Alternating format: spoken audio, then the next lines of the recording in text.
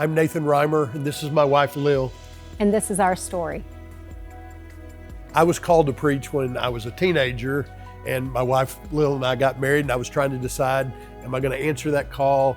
And I made the decision to go to law school, which is an obvious thing you do when you get the call to preach. And I ran from God for a long time, and my wife, Lil, was praying for me. I really felt that calling to go back to church, and I asked God, please, let's just find a church that He would be happy in. So I went on staff at a church where I was the outreach pastor, and it was kind of a new position, and I started doing that. And then I became the executive pastor there and the teaching pastor, and began teaching about 50% of the time. And it was a growing church, and I loved that.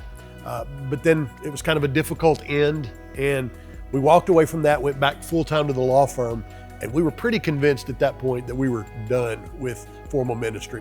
I asked God to open up a door for Nathan. He was so good at teaching and preaching that I really wanted him to be able to still do that. But given where we had come from, I really didn't think that that was really going to be an option, that we would go back into ministry again together.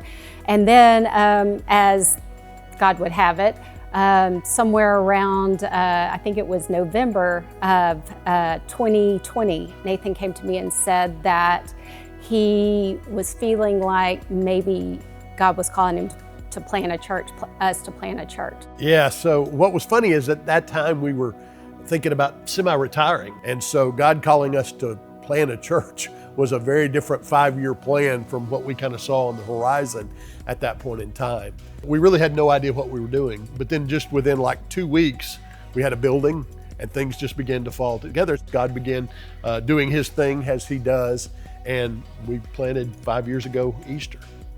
When we started this church, we didn't know anything about starting a church.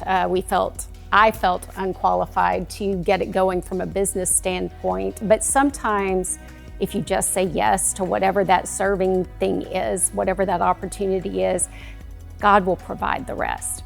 And man, did He.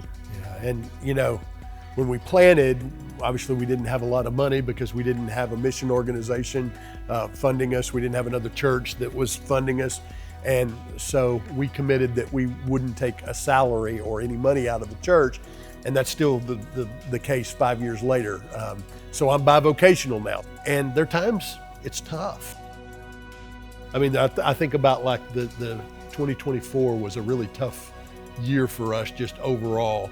A family, we were struggling with a child who many of you know the story, but who was really struggling with her health at that point in time.